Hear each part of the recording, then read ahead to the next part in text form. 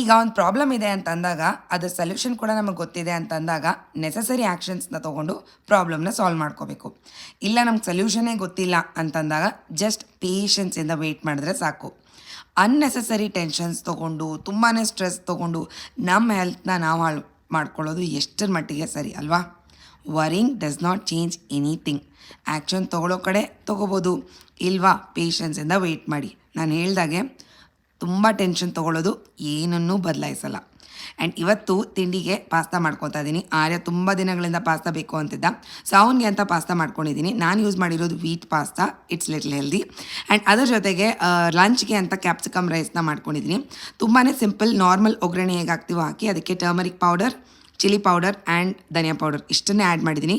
Pepper ಪೌಡರ್ನ add ಮಾಡಿದ್ರೆ ಇನ್ನೂ ಚೆನ್ನಾಗಿರುತ್ತೆ. ಆ್ಯಂಡ್ ಫ್ರೂಟ್ಗೆ ಪೊಮೊಗ್ರಾನೇಟ್ನ ಕ್ಯಾರಿ ಮಾಡಿದ್ದೀನಿ. Thank you so much for watching and do subscribe to my channel.